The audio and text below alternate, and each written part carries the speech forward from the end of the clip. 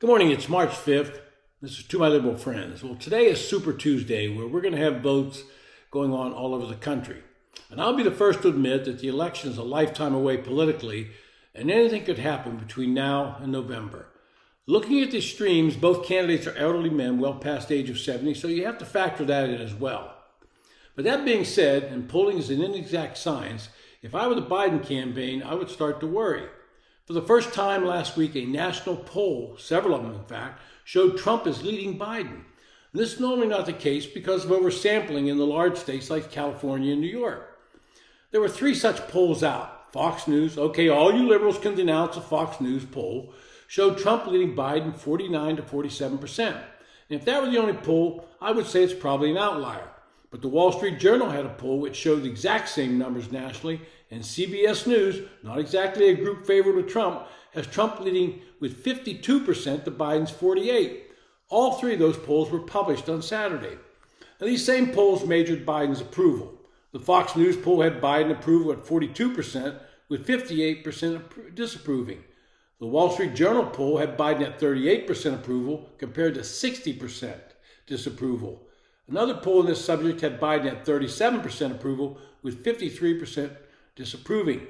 Kind of surprising that the Fox poll gave Biden his best numbers, not what liberals and Democrats would expect.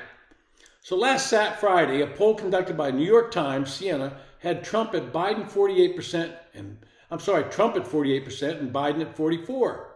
These are no longer outliers, but seem to be tracking along the same lines.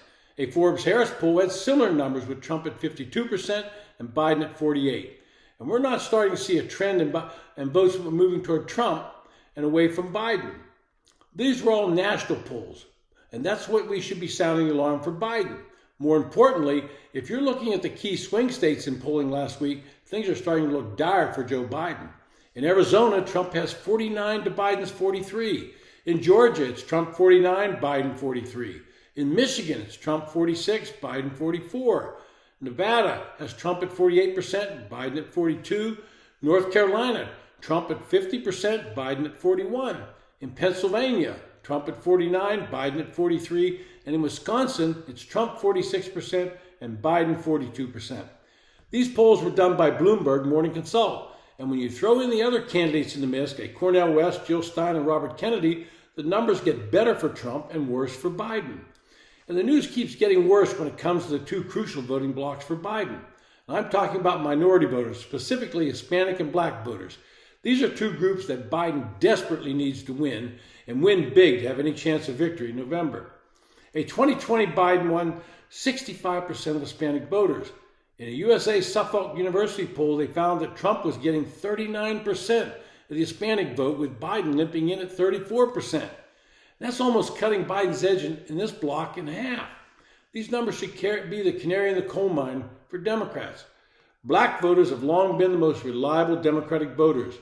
You can all remember Joe Biden's famous quote, if you don't vote for me, you ain't black.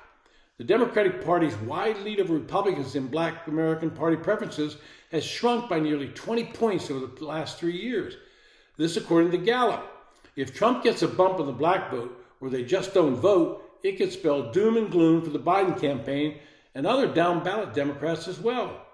And the news does not get any better when it comes to young voters. They're moving toward Trump as well. Biden still holds the edge there, but the lead has shrunk.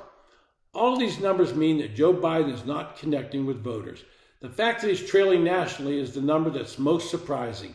The polls showing falling further behind in the key swing states and are the most important numbers and the ones that could ultimately spell defeat. I want to make one last comment.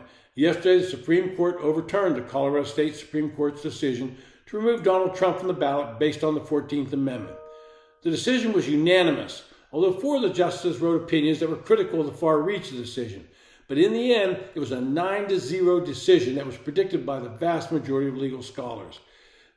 In their opinion, they said, quote, states have no power under the Constitution to enforce Section 3 with respect to federal offices, especially the presidency. And that's what they concluded. An embarrassing conclusion for everybody on the media and in the liberal side that preached from corporate media pages that the case for disqualifying Trump was strong. They obviously don't know what they're talking about. The elected official that looks the worst is Shanna Bellows, the Maine Secretary of State, who decided to remove Trump from the ballot. Hers was a blatant political move, and she actually has no real legal background at all. She holds a BA from Middlebury College. She's a liberal Democrat and tried to use her position for purely political motives. The same could be said of Tracy Porter, a Cook County judge in Chicago, who decided she would side with the Colorado decision. This is pure politicization of the courts and our legal system. It cannot continue, and that goes for both Democrats and Republicans. This has been To My Liberal Friends. Thanks for listening.